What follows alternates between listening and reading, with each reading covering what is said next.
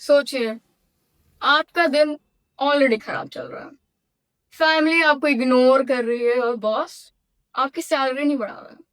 फिर व्हाट्सएप पे आपको एक मैसेज आता है, मित्रों, जिस अच्छे दिन की आप तलाश कर रहे थे वो आ चुकी है।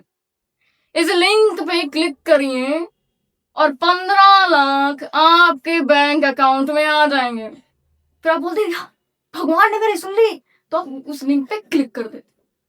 फिर कुछ मिनटों में आपका फोन हो जाता है। मित्रों, इसे हम कहते हैं डीप फेक।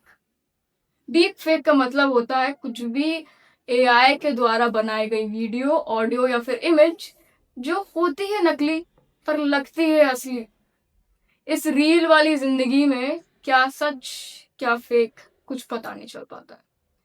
इसी वीडियो में हम इस बात पे डिस्कस करेंगे और जानेंगे डीप फेक होता क्या है। Hello and welcome to century law forms YouTube channel. मेरा नाम है वंदना और आज हम जानेंगे डीप फेक के टाइप्स क्या होते हैं, प्लेटफॉर्म के क्या रिस्पॉन्सिबिलिटीज होते हैं और आप अपने आप को कैसे प्रोटेक्ट कर सकते हैं इन डीप फेक्स। आईटी रूल्स मतलब इंफॉर्मेशन टेक्नोलॉजी के रूल्स में लिखा गया है कि डीप फेक जैसे क्या होते हैं।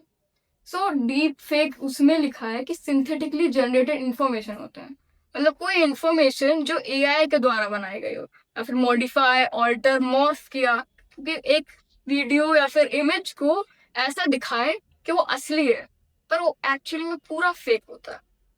इन आईटी रूल्स में रिस्क के बारे में बताया गया और प्लेटफॉर्म्स के रिस्पॉन्सिबिलिटीज के बारे में बताया गया। उससे पहले आपको जानना चाहिए कि डीप फेक्स के टाइप क्या होते हैं। सबसे पहला, फाइनेंशियल फ्रॉड। मतलब कोई अमिताभ बच्चन की आवाज में बोलेगा कि आप 7 करोड़ जीत गए हैं, पर आपको लगा ये सब ट्रस्ट पे तो पड़ता ही नहीं हूँ, पर वही है ना, ये ऐसा टाइप का है जैसे कि आरबीआई का मैसेज कुछ आ गया, फिर आपके बैंक से कोई मैसेज आ गया तो आपको लगा ये तो असली है, तो वहां पे कंफ्यूजन हो जाता है। आपको पता ही नहीं चल पाता है कि असली क्या है नकली क्या है। फिर आप बोलेंगे बॉस तो मेरे को सैलरी थोड़ी देता है कि मेरे बैंक अकाउंट में पैसे होंगे, तो आप इस जाल में तो नहीं फंस पाएंगे, पर गर्लफ्रेंड के जाल में जरूर फंस जाएंगे। तो दूसरा वाला आता है NCII, मतलब नॉन कंसेंशुअल इंटीमेट इमेजेस के थ्रू जो ब्लैकमेल होता है। जैसे कि आपके कोई एक्स गर्लफ्रेंड हुई, आपको उससे कोई रिवेंज लेना हो उसको, तो आपके कोई इमेजेस को वो किसी और के कोई सेक्सुअल एक्ट में डाल देगी और आपको दिखाए कि ये आप कर रहे हो। इससे आपका होगा डिफेमेशन, मतलब आपकी बदनामी होगी सोसाइटी में। तो आप बोले मेरी तो कोई गर्लफ्रेंड ही नहीं है, बहुत बढ़िया, नहीं रखनी चाहिए। थर्ड है इलेक्शन फ्रॉड, मतलब कि ऐसा कुछ मिस इन्फॉर्मेशन या फिर कोई फैक्ट दिखाया जाए कि ये इस नेता ये बोल रहा है पर एक्चुअल में ये बोल रहा है। कोई पास्ट क्लिप को उठा के कुछ रियल नहीं बताते और प्रोपागेंडा फैलाए, तो इसे भी एक प्रकार का डीप फेक ही कहते हैं। और आईटी रूल्स में ये सब अलग अलग तरीके से डील होते हैं। प्लेटफॉर्म्स अलग अलग टाइप के ब्लॉक्स लगाते हैं ताकि ये और स्प्रेड ना हो पाए। अब हम जानेंगे प्लेटफॉर्म्स के क्या रिस्पॉन्सिबिलिटीज होते हैं। प्लेटफॉर्म्स का सबसे पहला रिस्पॉन्सिबिलिटी होता है उसे आइडेंटिफाई और लेबल करने का। जैसे कि कोई इंस्टाग्राम पोस्ट हुआ, यूट्यूब का पोस्ट हुआ या फिर ट्विटर में कुछ आया, तो ये प्लेटफॉर्म्स का रिस्पॉन्सिबिलिटी बनता है कि उसे देखें और जाने कि वो एक्चुअल में असली है कि नहीं। सेकंड आता है वेरिफिकेशन का, और ये वेरिफिकेशन होता है एआई टूल्स के द्वारा। तो प्लेटफॉर्म्स के पास खुद के एआई टूल्स होते हैं जिससे वो पता लगा पाए कि एक्चुअल में असली है कि नहीं।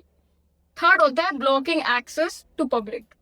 तो जैसे मैंने कहा, इंटीमेट इमेजेस या फिर इलेक्शन रिलेटेड कुछ मिस इन्फॉर्मेशन है तो प्लेटफॉर्म्स के पास कुछ ही घंटे का रहता है टाइम कि वो हटाए। तो यहाँ पे एक केस है x versus union of India 2025। Madras high court यहाँ बोलता है कि अगर 70 वेबसाइट्स पे अगर आपका चला भी गया तो ये प्लेटफॉर्म्स की रिस्पॉन्सिबिलिटी होती है कि वो हर मेजर ले और आपका प्राइवेट इमेज हटाए। चाहे प्लेटफॉर्म्स को बहुत ढूंढना पड़े, एआई टूल्स का इस्तेमाल करना पड़े, पर एंड में उन्हीं का रिस्पॉन्सिबिलिटी आता है। और अब हम जानेंगे इंडिविजुअल से क्या रिस्पॉन्सिबिलिटीज होता है। तो इंडिविजुअल्स को सबसे पहले पैनिक नहीं करना है, क्योंकि पैनिक के द्वारा जो भी आप एक्ट करते हो तो वो स्कैमर्स का बेनिफिट के लिए ही होता है।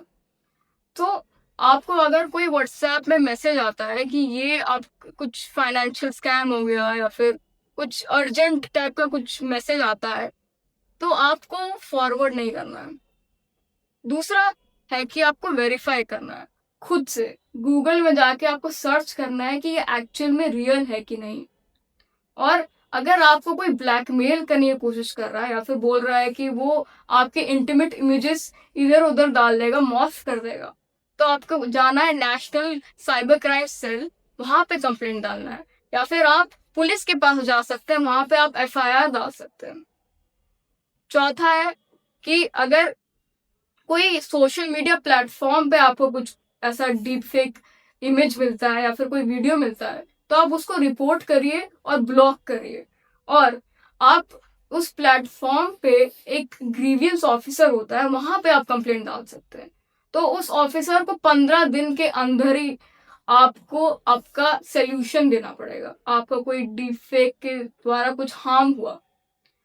फिफ्थ है, अगर ये सब कुछ काम नहीं करता है तो आप रिट डाल सकते हैं, क्योंकि आर्टिकल 21 के अंदर राइट टू प्राइवेसी आता है। तो यहाँ पे डीप फेक का भी रोल है, क्योंकि ये ऐसा डेटा, कोई सेंसिटिव डेटा कोई और आपका यूज कर रहा है, तो ये आपका एक फंडामेंटल राइट है कि आप रिट कोर्ट भी जा सकते हैं। आजकल के जमाने में सिर्फ कॉमन मैन के साथ सब कुछ नहीं होता है, सेलिब्रिटीज के साथ भी होता है।